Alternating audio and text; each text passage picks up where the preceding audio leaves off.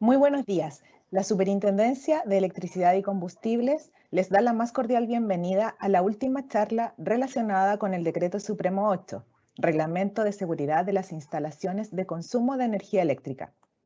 Las consultas pueden realizarlas a través del chat de consultas que se ubica al costado superior derecho, donde aparece el símbolo de preguntas, y estas serán atendidas una vez finalizadas las ponencias. Las consultas que no se alcancen a responder serán atendidas al finalizar el ciclo de charlas y quedarán publicadas en el sitio de consultas frecuentes de esta superintendencia. Se otorgará un break de 10 minutos al finalizar la tercera ponencia de hoy. También se compartirá un link para responder una encuesta de satisfacción en el mismo chat al final de las presentaciones. Saludamos a los expositores y autoridades que nos acompañan hoy. Giselle Brancalis Fortunati, profesional del Departamento Técnico de Inspección de Electricidad. Julio Clavijo Cabello, jefe de la Unidad de Energías Renovables y Electromovilidad. Y Mariano Corral, jefe de la División de Ingeniería de Electricidad de la Superintendencia. También, por supuesto, saludamos a toda la ciudadanía y a todos quienes nos acompañan hoy. A continuación, invitamos a Giselle Brancalis, profesional del Departamento Técnico de Inspección de Electricidad, para que comience su exposición del pliego técnico normativo RIC número 16, subsistemas de distribución, y a continuación del pliego técnico normativo RIC 17, operación y mantenimiento. Giselle, adelante, por favor.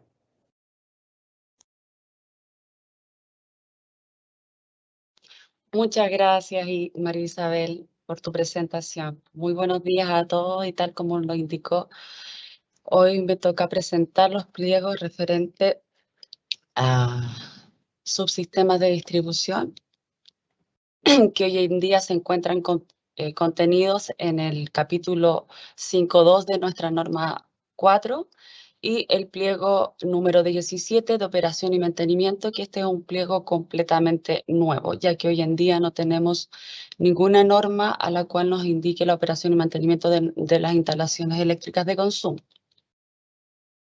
Comenzando con el RIC 16, principalmente tiene estos siguientes contenidos: los objetivos, alcance, las terminologías y las exigencias generales.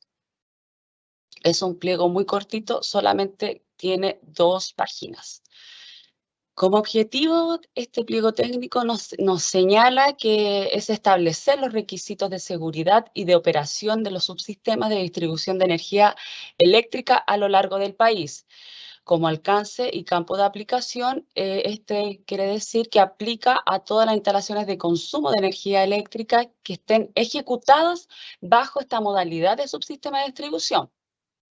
Como terminología, aquí les coloqué principalmente estos 3 términos: subsistema de distribución, empalme, empresa distribuidora.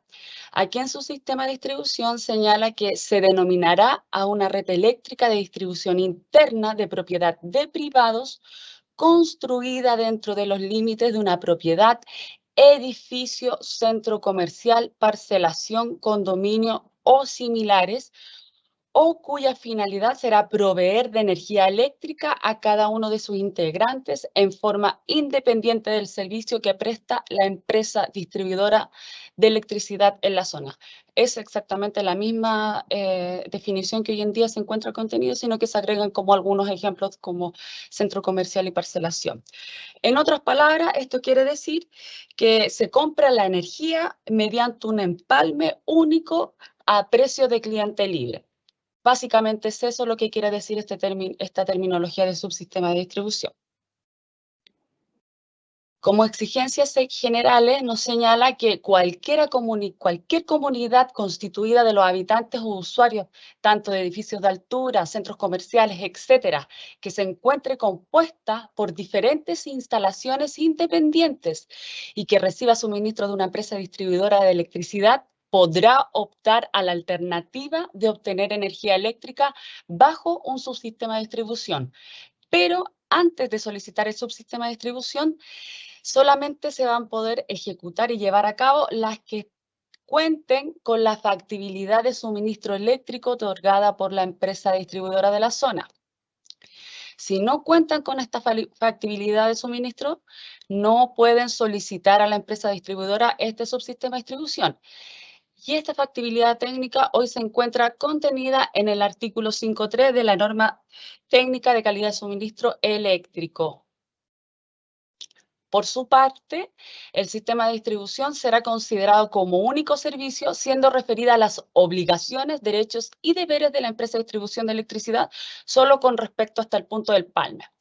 En otras palabras, esto quiere decir que las obligaciones de la empresa distribuidora van a ser solamente hasta el empalme. Aguas arriba es propiedad y son responsables ellos, y de aguas abajo del empalme es propiedad del subsistema de distribución, de las personas que sean parte de esto.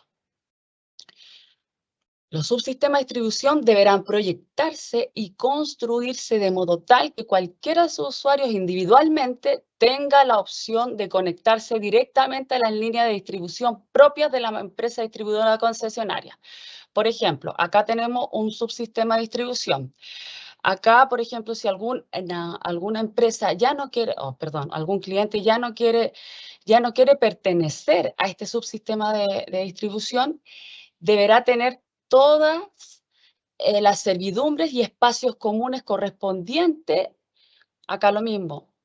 ¿Para qué? Para que la empresa distribuidora pueda extender sus redes e instalar los empalmes, ¿ya? Tendrá que dejar todos los espacios disponibles para que cualquier persona, si ya quiere dejar de pertenecer a este sistema de distribución, se pueda conectar directamente a la empresa distribuidora.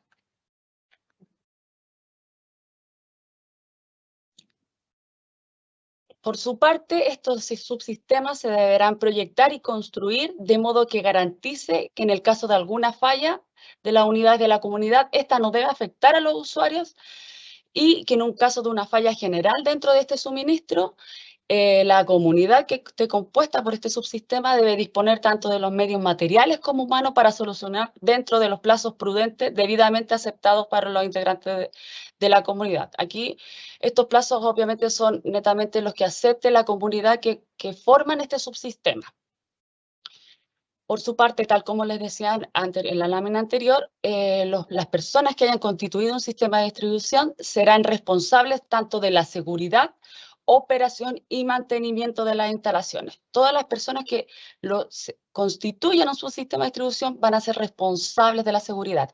Recuerden que la empresa distribuidora solamente es dueña y se hace cargo de sus redes hasta el punto de empalme. Desde el empalme aguas abajo ya es perteneciente al subsistema de distribución. Finalmente, las empresas distribuidoras no van a poder oponerse a la conexión de un subsistema de distribución, el cual cumpla con todas las exigencias que impone este pliego técnico. Eso es solamente lo que señala este pliego técnico referente a subsistema de distribución. Ahora comenzamos con el pliego número 17, que tiene los contenidos que ustedes contemplan ahí: objetivos, alcance, referencias, terminologías, los requisitos según el tipo de instalaciones y finalmente el programa de seguridad eléctrica. Como objetivo, tiene fijar los requisitos mínimos para la intervención, la verificación de las instalaciones de consumo de energía eléctrica del país sean de baja o media tensión, con el fin de salvaguardar a las personas que operan o hacen uso de ellas. Acá también hace una salvedad de lo que se entiende por intervención, ¿ya? Referente al alcance y al campo de aplicación, estos son aplicables a los lugares de trabajo, tanto para el personal electricista como para los usuarios de las instalaciones de consumo, y en las actividades de instalación, montaje, operación, explotación, mantenimiento, verificación, supervisión y finalmente el desmantelamiento de este tipo de instalaciones. Hace referencia solamente a estas dos normativas internacionales. La primera es de respecto a las puestas de tierra de protecciones temporales, y la segunda es la norma NFPA 70E, que habla de la seguridad eléctrica en lugares de trabajo.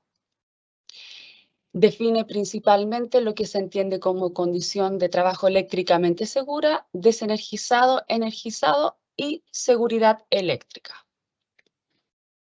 Ya entrando en lo que es los requisitos según cada tipo de instalaciones, nos señala este pliego técnico que la seguridad de la persona consiste en evitar que entre en contacto con niveles de tensiones peligrosas. Y si esto por ese motivo llegase a ocurrir, la seguridad de la persona va a depender solamente del desempeño del sistema de protecciones con el que cuenta la instalación.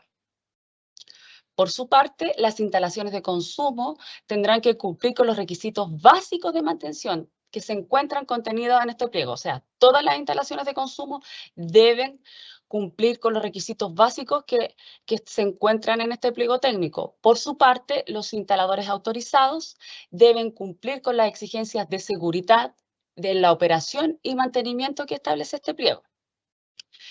En relación a las instalaciones que se encuentran en ambientes de atmósfera explosivo, las que están también contenidas en la minería y todas las instalaciones que tengan una potencia instalada igual o mayor a los 5 megas deben cumplir las exigencias de este pliego y además las de seguridad en la operación y mantenimiento que se encuentran contenidas en la norma NFPA 70E. Por su parte, las instalaciones que tengan potencias instaladas mayores a 300 kilowatts o las que se alimentan por empalme en media tensión de carácter industrial, comercial o ya lo que se entiende hoy en día como local de reunión de personas, deberán implementar un programa de seguridad eléctrica. Las empresas que se dediquen al mantenimiento eléctrico deben contar con al menos un instalador eléctrico autorizado por esta superintendencia, de acuerdo a la clase y categoría de la instalación para la cual brindan servicio. Bueno, obviamente, ustedes saben que tenemos el decreto 92, en la cual establece tanto las clases de los instaladores como la categoría. Por ejemplo, un instalador, si la empresa de mantenimiento quiere hacer una instalación, mantenimiento a la instalación tipo B, no va a poder contar con un instalador clase C, porque no se le permite. Por su parte, las empresas deberán tener un programa de seguridad eléctrica de acuerdo con la normativa vigente y a la cual haga referencia a la prevención de los accidentes de trabajo y enfermedades profesionales y que estén en concordancia bajo el sistema de gestión de riesgos laborales que lleva cada empresa, y esto se puede hacer bajo las normas internacionales, las ISO, las ANSIS y las OCHAS, o también a través de programas de prevención de riesgos propios que implemente la empresa. ¿Qué debe tener como requisitos generales este programa de seguridad eléctrica? Bueno, deben tener mantenciones, deben contemplar las mantenciones eléctricas, que principalmente se trata de esto al conjunto de acciones basadas en criterios técnicos y especificaciones que entregan los fabricantes de los equipos. Además, también debe contener la evaluación y tratamiento de los riesgos eléctricos, que debe realizarse mediante alguna técnica de evaluación de riesgo que permita su adecuada identificación, análisis. Respecto también debe tener una inspección y una evaluación que principalmente se trata de verificar los equipos eléctricos con rutina y frecuencias. Debe también contener una planificación de procedimiento. Esto obviamente va a ser de acuerdo al tipo de actividad o instalaciones a cual se va a intervenir. Deben existir distintos tipos de planificaciones. Además, se deberá capacitar al personal que haga este tipo de mantenciones de manera de riesgos eléctricos como de seguridad y técnica. También deben tener un procedimiento de emergencia en caso de algún riesgo eléctrico o por alguna emergencia operacional en general.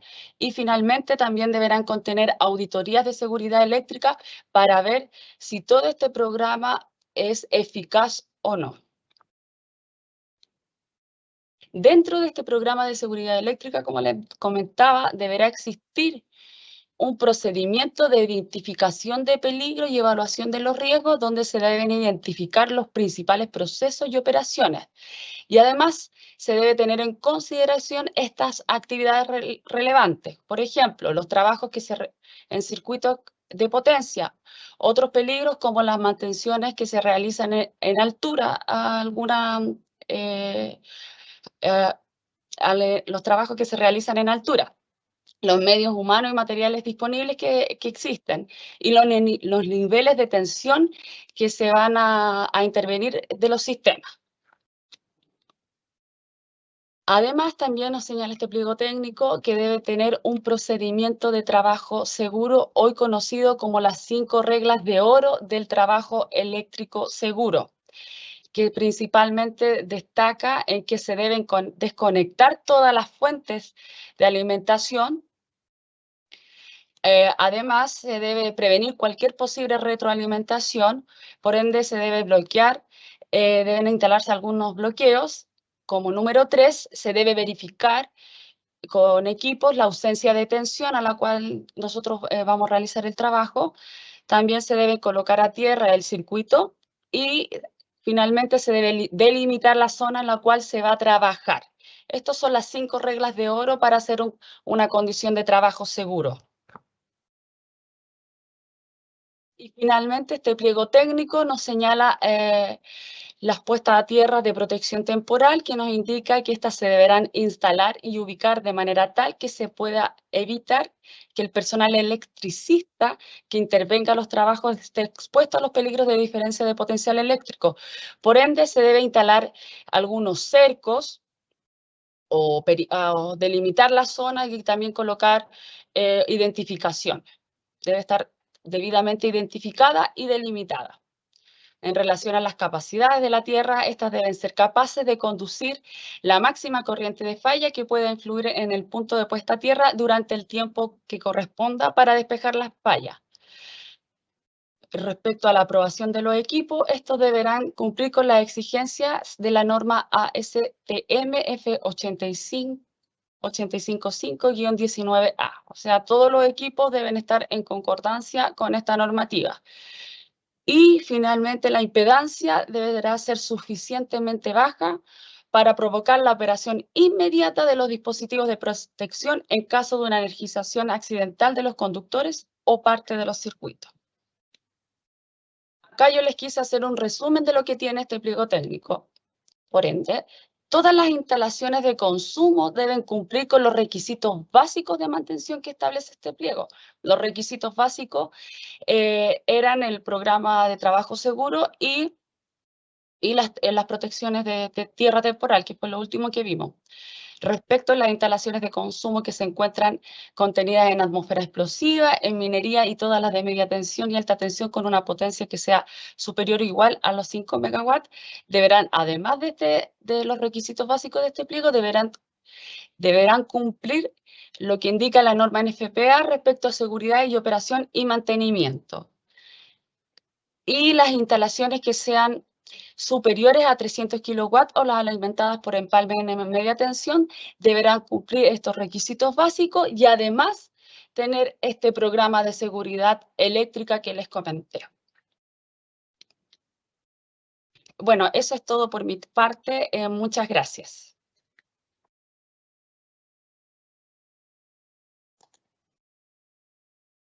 Agradecemos a Giselle la ponencia realizada y continuamos con las exposiciones del día de hoy.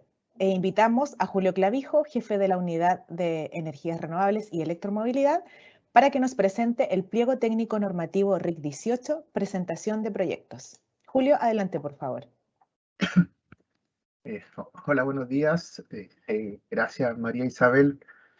Hoy día estamos ya terminando nuestras jornadas de capacitación, estas charlas técnicas. Estamos muy contentos como superintendencia, dado que la gran cantidad de participantes que hemos tenido en todas estas jornadas. Hemos tenido un promedio de alrededor de 2.000 participantes en todas las jornadas que hemos tenido. Nos tiene bastante contentos la participación de todos los que hoy día están presentes. Vemos el interés que existe en participar de estas charlas, por eso nos tiene bastante motivados y creemos que vamos por el camino correcto, dado que la evaluación que hoy día tenemos de parte de la ciudadanía dice que lo que estamos haciendo les parece bien y nos motiva a seguir adelante, y creo que estamos muy contentos. Esperamos que estas situaciones, que este tipo de capacitaciones se vuelva a repetir, dado la gran participación que hemos tenido y en eso los resultados que nos han dado las encuestas diciendo que estamos en el camino correcto de lo que estamos haciendo. Hoy día vamos a ver los últimos dos pliegos que nos quedan en este momento, que es el pliego de presentación de proyecto y el pliego de puesta en servicio. Ya entrando en materia, analizando el pliego parece que se cayó la presentación. Voy a volver a subirla. ¿Está? Cualquier cosa, María Isabel, me avisa porque yo ya... Sí, Julio, ahí se ve la presentación, la estás compartiendo. Gracias. Muchas gracias. Entonces, para continuar con las presentaciones del día de hoy, vamos a analizar el pliego de presentación de proyecto, que es el pliego número 18. Tal como lo hemos revisado en todas las presentaciones, vemos este esquema donde se grafica las instalaciones de consumo principales y ver cuál es su equivalencia con lo que hoy día tenemos con la regulación actual. Si miramos a dónde se basa el pliego 18, es lo que está acá, lo que ustedes pueden ver como presentación de proyecto. Esto no está relacionado con la norma 4, pero sí está relacionado con la norma 284, que es la norma de presentación de proyecto. Esta norma es muy antigua, del 84, si algunos tuvieron la oportunidad de verla. Esa norma todavía habla del rápido graph, de todas esas cosas que ya hoy día de hoy no se utilizan. Sin embargo, este nuevo pliego viene a actualizar esa normativa y a establecer cómo se deben hacer la presentación de proyecto, qué se va a considerar un proyecto eléctrico y cuáles son los documentos que debe acompañar todo proyecto eléctrico. ¿Ya? Eso es lo que vamos a ver el día de hoy. Este pliego tiene como objetivo principal establecer los requisitos técnicos que deben cumplir en la elaboración y presentación de todo proyecto de instalación eléctrica de consumo. Es decir, todo proyecto de instalación eléctrica de consumo debe cumplir con este proyecto. ¿Cuál es el alcance?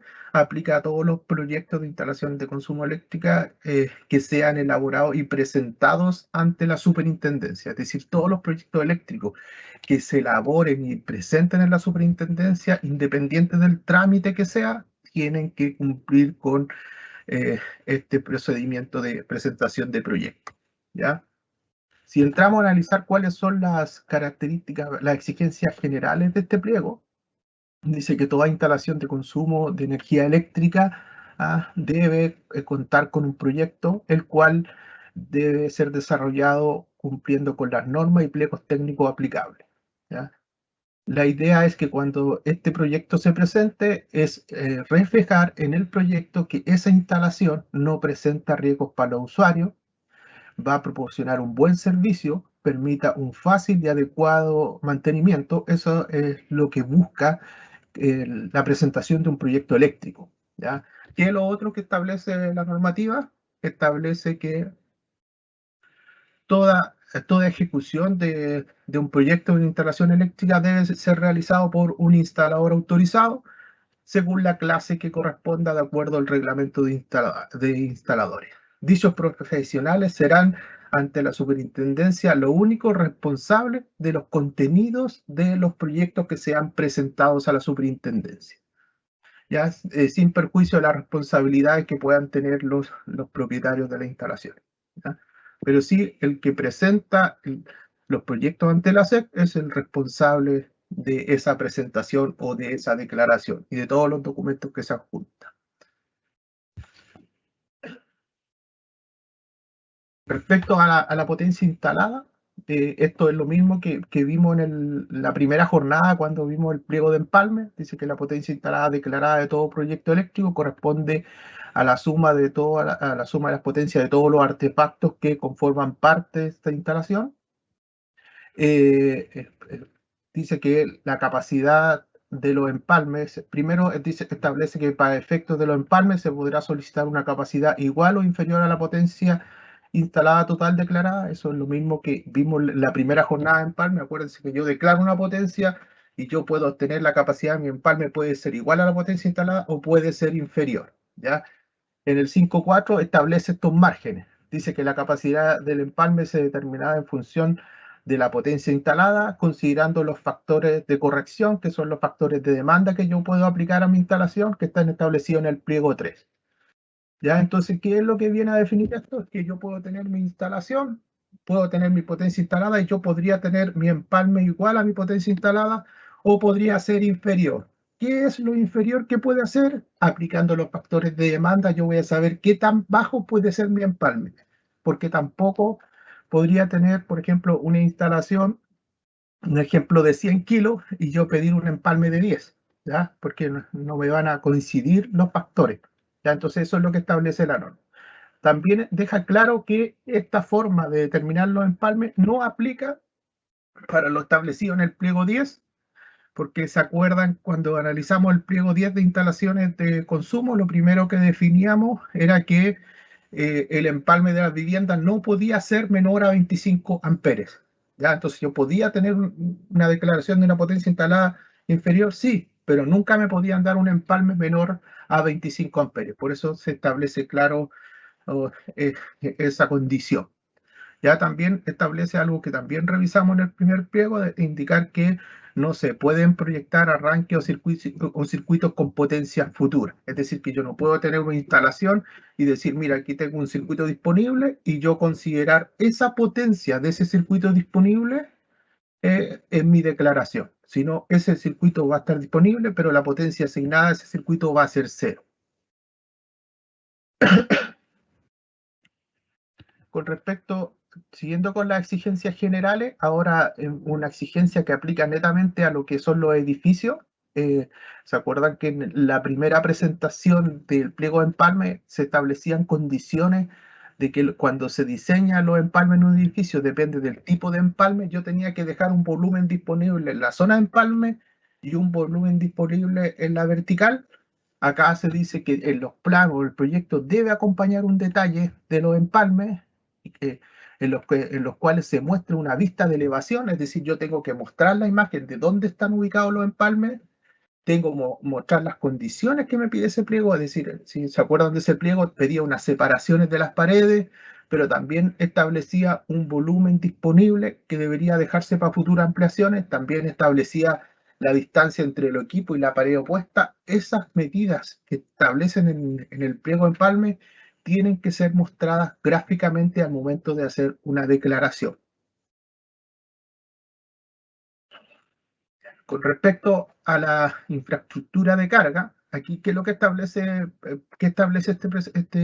esta normativa? Dice, mira, sabes que todos los proyectos que se presenten, todos los proyectos que se han presentado a la superintendencia, tienen que cumplir con este pliego, pero establece una salvedad que dice que los pliegos de infraestructura de carga eléctrica y de los sistemas de autogeneración deberán cumplir con un procedimiento específico para hacer esa declaración, ¿ya? Entonces a ellos no les aplica exactamente el pliego 18, sino va a haber un procedimiento específico dado que esas instalaciones tienen otras consideraciones distintas o se requieren unas condiciones especiales para ese tipo de instalaciones y esos van a tener que cumplir con este pliego 18 y adicional con un procedimiento que la superintendencia va a definir específico para esos tipos de instalaciones. También se establece que todos los proyectos que corresponden a generación, transmisión y distribución de energía eléctrica deben ser presentados a la superintendencia, pero cumpliendo con las normas respectivas.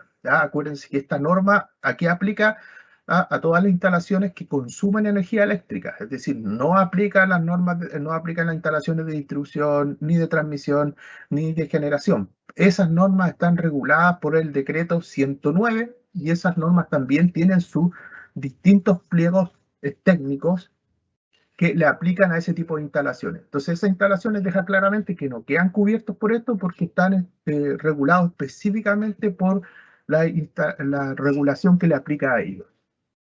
¿Ya? Ahora entrando en materia del pliego, lo primero que dice es que todo pliego de instalación eléctrica, disculpen, establece que todo proyecto de instalación eléctrica de consumo debe incluir al menos las siguientes partes. ¿Qué debe incluir todo proyecto de instalación eléctrica?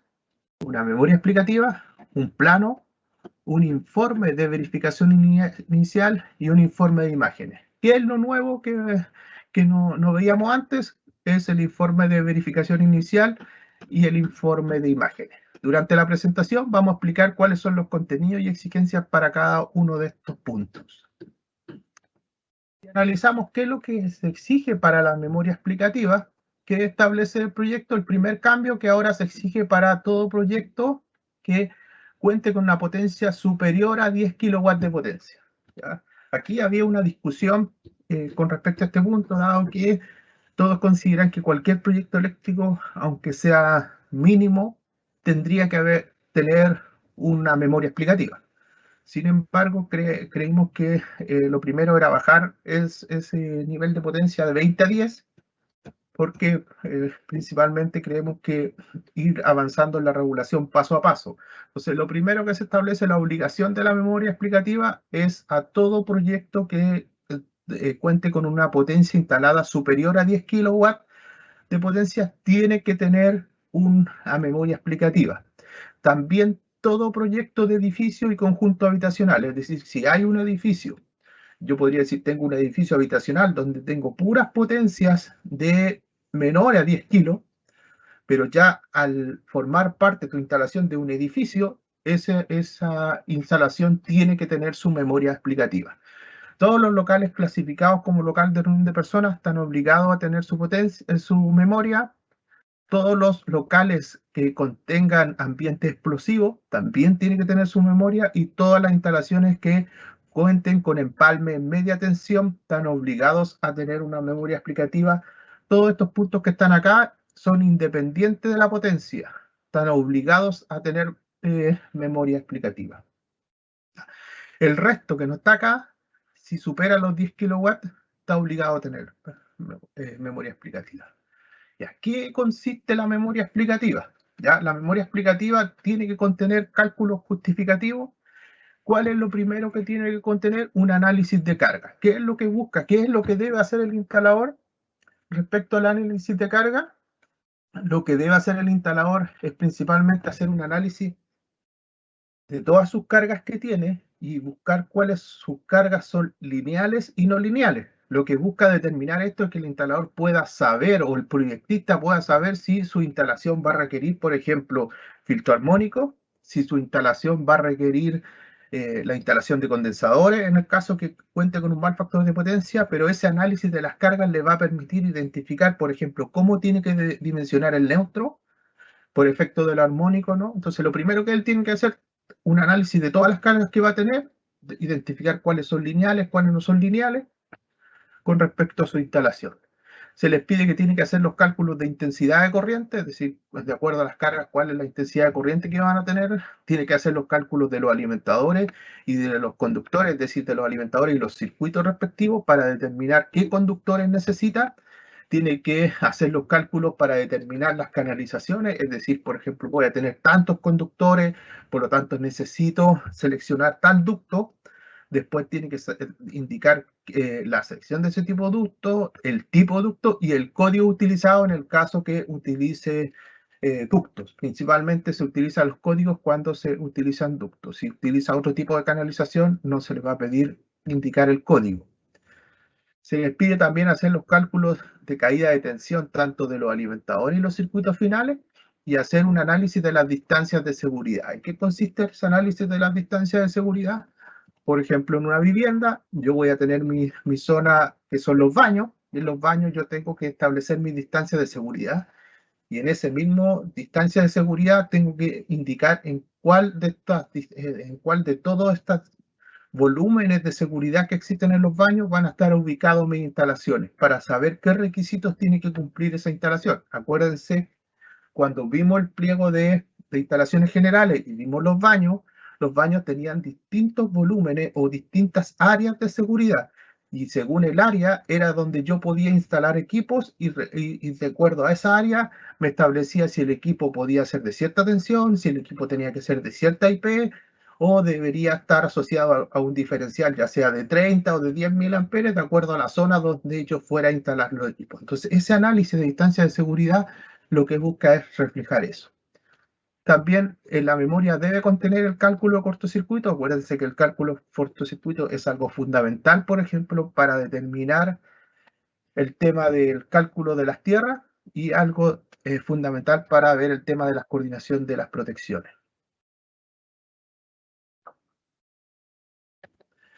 Con respecto al al tema del cortocircuito, ¿cómo lo pueden hacer? Primero, lo pueden calcular, o lo que les recomiendo yo es que pidan el certificado de cortocircuito, que los tiene que entregar la empresa distribuidora. Eso lo hace a través de la norma de distribución. Miren, a algunos les parece que les gusta que digan el nombre completo. Ese es el nombre completo de la norma de distribución. Se llama Norma Técnica de Calidad de Servicios para Sistemas de Distribución, conocida coloquialmente como la norma de distribución en la industria. Esta norma de distribución ustedes la pueden descargar de la página de la CNE, www.cne.cl. Ustedes pueden descargar la norma de distribución. Esta norma es gratuita. Se van al capítulo 5, artículo 5.3, y ahí dice que la factibilidad técnica, con los estudios que tiene que hacer la distribuidora, con la entrega de estos certificados, es sin costo para el interesado, ¿ya? Tiene que ser, dice que a solicitud del usuario es obligatorio para mayores a 10 kilowatts. Es decir, que para cualquier instalación que sea mayor a 10 kilowatts, cuando ustedes presenten la solicitud de factibilidad técnica a la distribuidora tiene que informarle el nivel de cortocircuito para todas las instalaciones mayores a 10 kilowatts. ¿Qué pasa con las instalaciones menores? La distribuidora no se lo va a entregar a usted si usted no lo solicita. Por lo tanto, es importante que cuando haga la solicitud y si en algún momento ustedes ven que la solicitud de factibilidad no tienen cómo pedir esto, yo les recomiendo dos cosas. Primero, mandar la información a la SEC, presentar un reclamo a la SEC, indicando que no pueden pedir la solicitud de nivel de cortocircuito, o lo otro que ustedes pueden hacer, en el mismo papel, escriban que ustedes requieren la solicitud de acuerdo al artículo tanto de la norma de distribución. Ya la empresa está obligada a entregarlo porque esa norma regula todo lo que tiene que ver con la empresa distribuidora. ¿Por qué es importante tener este nivel de cortocircuito? Digo, es importante para determinar los sistemas de puesta a tierra, ¿ya? Es importante para la coordinación y selectividad de las protecciones, ¿ya? Por eso recalco este tema. En la memoria se les va a exigir que ustedes tengan el nivel de cortocircuito. ¿Qué pasa con instalaciones que tengan potencia superior a 20 kilos o que tengan un empalme en media tensión? Adicional a todo lo que está acá, ese tipo de instalaciones va a tener que presentar un estudio y coordinación de selectividad de protecciones, ¿ya? Aquí, acá arriba solo va a estar con las recomendaciones que establece la norma. ¿Se acuerdan cuando vimos el pliego de instalaciones generales? La norma establecía que debería existir, que tiene que existir una selectividad de protección en un estudio, y en el caso que no, les da unas recomendaciones. Ya acá basta con que indiquen cuáles son las curvas, pero acá se les pide el estudio. Ya usted cómo determinó cuál fue la coordinación y la selectividad de protecciones, no basta con lo que la norma recomienda, sino ustedes tienen que hacer un análisis de las curvas con el cortocircuito y determinar cuáles son las curvas que necesitan. Y con la coordinación de protecciones tiene que ver específicamente con el nivel de cortocircuito. Con respecto a cálculos de sistema de puesta a tierra, se le exige acá el cálculo. Acá en estas otras instalaciones ustedes pueden presentar lo que se llama la medición del sistema de puesta a tierra. Acá se les pide los cálculos del sistema de puesta a tierra porque estamos hablando de empalmes de media tensión, ¿ya? Y se exige cálculos de iluminación. Ya, acuérdense que todo esto que está acá es para instalaciones superiores a 20 kilos o cualquier instalación que tenga un empalme de media tensión, independiente de la potencia de ese empalme de media tensión. Si es de 5 kilos, igual está obligado a tener eso. Estas son las exigencias que debe tener toda memoria explicativa, ¿ya? ¿Qué otros aspectos tiene que tener la memoria explicativa? Tiene que tener un título de especificaciones técnicas, ¿ya? En estas especificaciones técnicas que se deben acompañar todos los certificados de los productos que forman parte de la instalación. Por eso es importante que cuando ustedes compren las canalizaciones, conductores, exíjanle al proveedor los certificados. Acuérdense que estos productos muchos vienen con el código QR de la SEC. Basta escanear ese código y ahí ustedes pueden descargar los certificados de cada uno de los productos, ¿ya? También debe existir especificaciones del sistema de puesta a tierra, es decir, debe describir cómo está el sistema de puesta a tierra, dónde está ubicado, qué conductores se seleccionaron, la longitud, las conexiones que tiene este sistema, las interconexiones que tiene con otros sistemas, si es que está interconectado con otros sistemas. También dentro de las especificaciones debe detallarse el cálculo de los recintos de gabinete de empalme. Acuérdense que en la primera parte que les pedía, muéstrenme el dibujo de cómo están puestos los empalmes, los volúmenes disponibles. Acá en la memoria le dice ya, usted me mostró los dibujos, ahora muéstreme cómo llegó a esos cálculos, porque en el dibujo usted me va a colocar, no, tengo un volumen de tanto disponible. En las especificaciones técnicas usted tiene que hacer el cálculo, ¿ya? De cuánto es ese volumen. Acuérdense que en el pliego número 1, ustedes van a ver cómo se hace ese cálculo, ¿ya? No es complicado hacer ese cálculo, pero le establece cómo debe hacer el cálculo para dimensionar las zonas de empalme y las verticales también. Y por último, también tiene que existir lo que es la ubicación de materiales. También, ¿qué cosas más les pide la memoria técnica? Esos son los aspectos más importantes de la memoria explicativa. Después, ahora vamos a analizar qué es lo que es el informe de verificación inicial. Acuérdense que las partes estaban el plano, memoria, informe de verificación inicial. ¿En qué consiste? Dice que con respecto al informe de verificación inicial que establece la regulación, dice que todo proyecto eléctrico declarado ante la superintendencia debe contar con un informe de verificación inicial, el cual debe contener los ensayos y mediciones de acuerdo a lo establecido en el pliego 19. ¿Cuál es el pliego 19? El pliego de puesta en servicio. Ese pliego lo vamos a ver en la última parte de esta jornada técnica. Entonces ahí vamos a ver cuáles son esos ensayos, esas mediciones que se exigen a toda instalación eléctrica. Entonces, es decir, ¿tiene que contener un proyecto eléctrico? ¿Debe contener una verificación inicial? Sí, debe contener. ¿Qué debe cumplir? Debe mostrar todos los resultados de ensayo y medición establecidos en el pliego 19.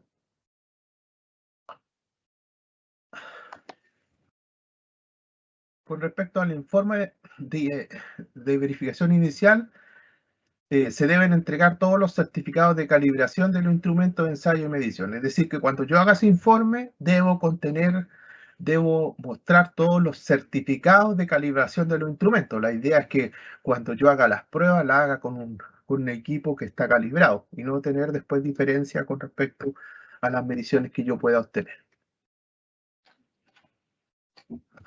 Con respecto a los planos, ¿qué les puedo indicar con respecto a los planos? Es algo que se mantiene, igual que la regulación anterior, es que toda lámina debe mostrar la ubicación geográfica.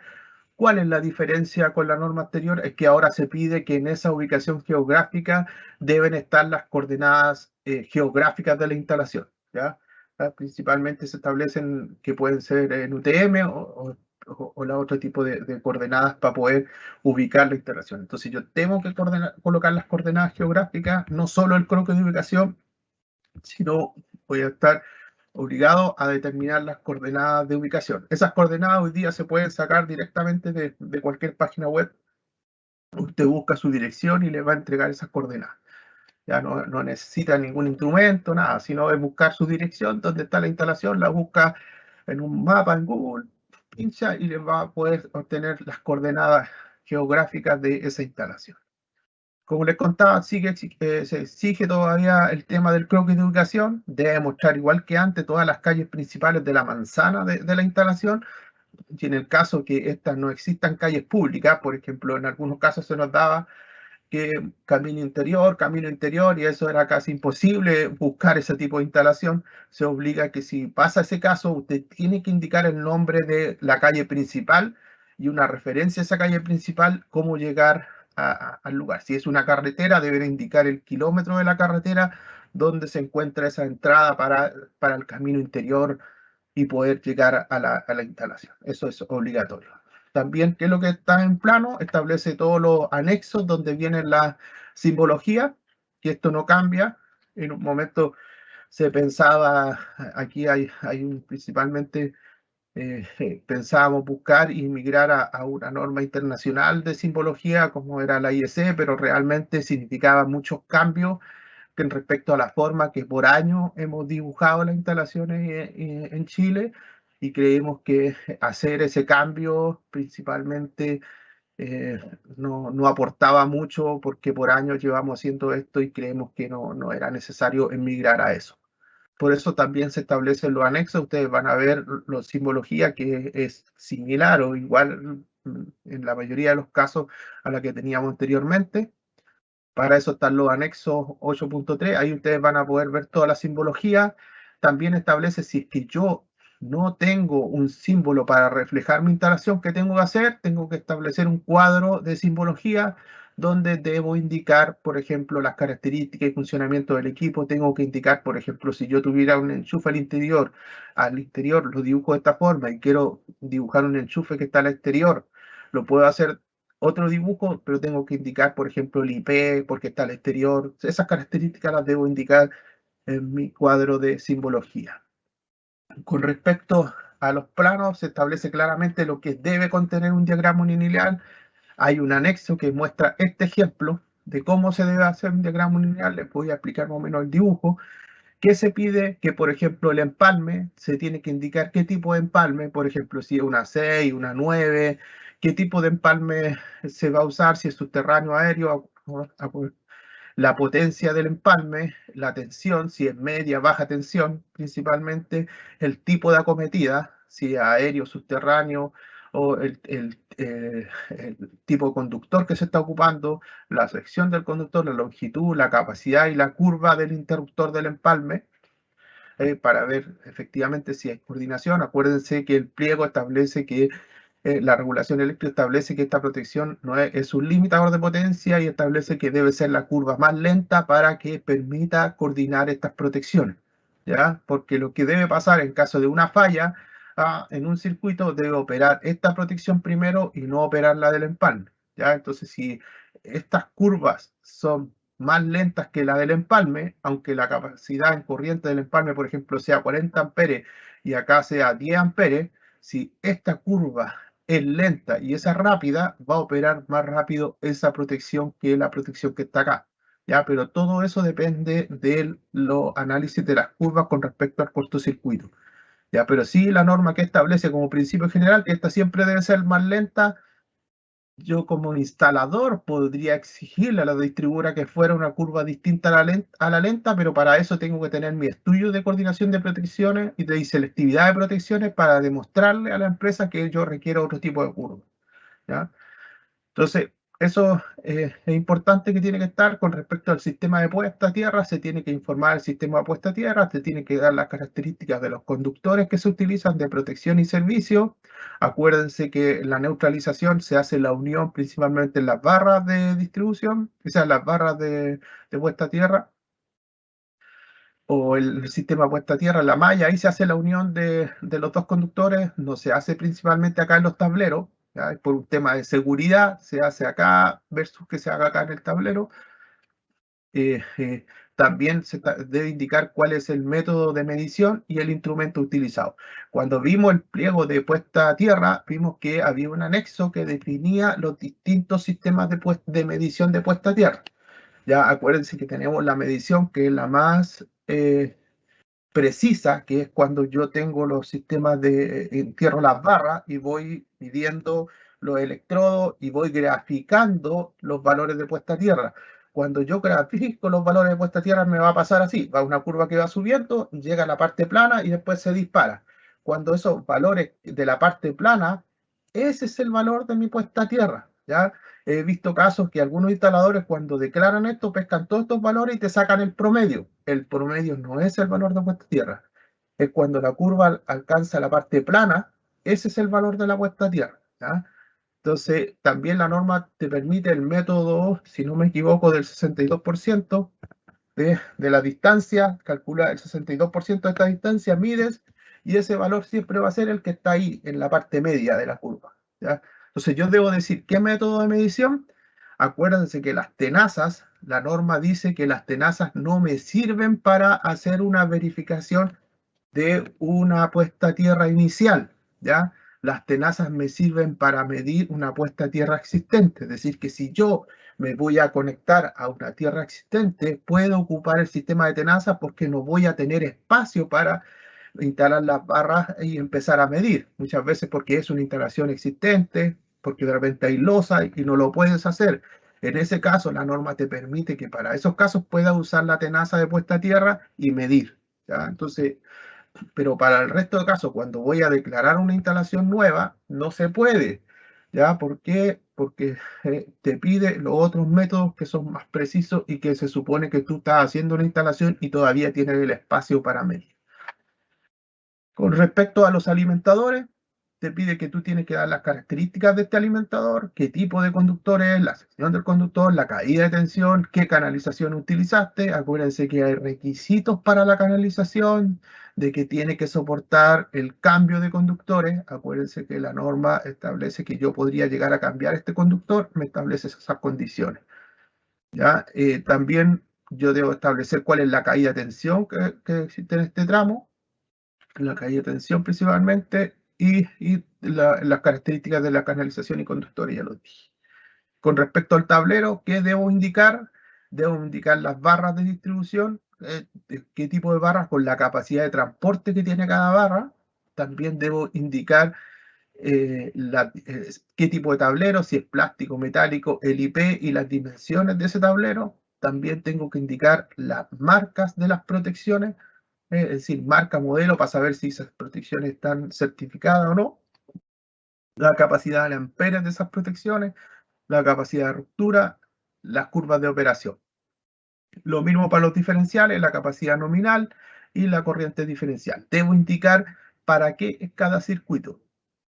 Para iluminación, enchufe, debo indicar. Y si es media tensión, debo colocar las características del empalme media tensión y aquí debería indicar todo lo que corresponde a media tensión. Con respecto a los cuadros que se indican, se establecen los mismos cuadros anteriores de alumbrado, fuerza, calefacción. No los puse todo acá porque eso ya es conocido. Que se agrega que debe existir un cuadro de resumen, que ahora se establece un poco más preciso en qué consiste el cuadro de resumen de alimentadores. Esto no existía antes. Se agrega un cuadro de resumen de alimentadores y el cuadro de resumen de carga, que es lo que siempre hemos tenido. Y se da un ejemplo cómo debe hacerse. Con respecto al informe de imágenes que debe acompañar toda instalación, se establece que toda instalación debe acompañar un informe de imagen que será obligatorio para los proyectos de memoria que requieran memoria explicativa. Es decir, todo proyecto que requiera memoria explicativa está obligado a presentar un informe de imágenes. ¿Qué debe contener este informe de imágenes como mínimo? Yo primero debo sacar una foto al número de la propiedad. Es decir, que la dirección es tanto, debo tener una foto para verificar que las fotografías corresponden a esa instalación. ¿Ya? Después debo tener fotografías de los tableros, ¿ya? Tanto el tablero de distribución como el tablero general. Ver la puerta exterior, cubre equipo, si cumple con los requisitos de tener cubre equipo, el rotulado y todos los aspectos que se piden para los tableros. Si tengo tablero de banco condensadores o tablero de transferencia automática, me piden exactamente lo mismo. Con respecto a las canalizaciones, ¿qué debo sacar?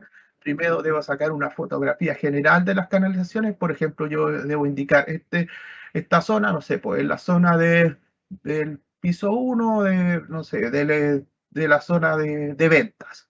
¿Ya? Y aquí en la zona de ventas yo dije en mi memoria explicativa, cuando en memoria explicativa tengo que especificar los materiales, y digo, en la zona 1 yo voy a instalar tuberías tipo código número 32 porque son tuberías, no sé, que van sobrepuestas. O puedo decir voy a instalar un código tanto porque voy a instalar tuberías que van preembutidas o embebidas en la losa.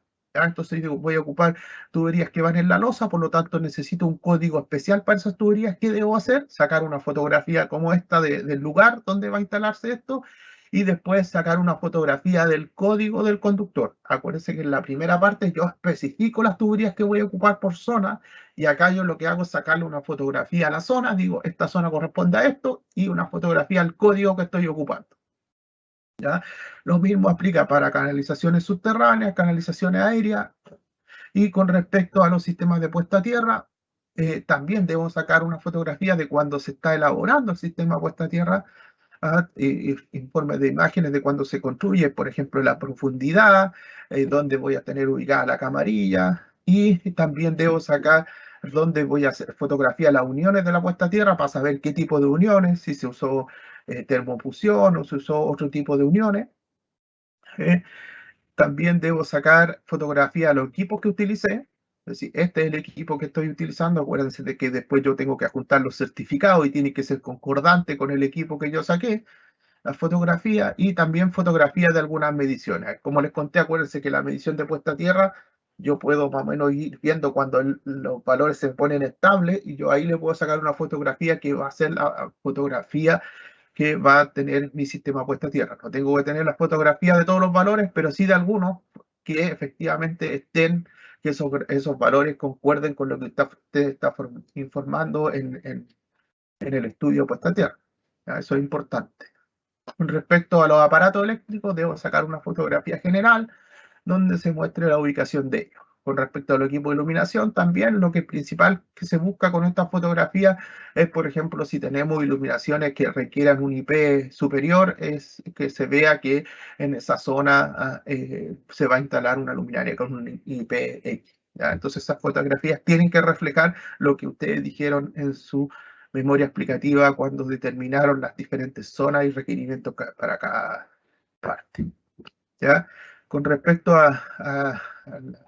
al tema de si se cuenta con respaldo de energía, también tiene que existir imágenes del sistema de respaldo. Es decir, en ese que se pide qué tipo de sistema, si UPS, generador, fotografía, las placas características y protección no es correspondiente a estos sistemas. ¿Ya? Con esto ya termino este pliego 18 y ahora vos las dejo con María Isabel para que después continuemos con el pliego siguiente.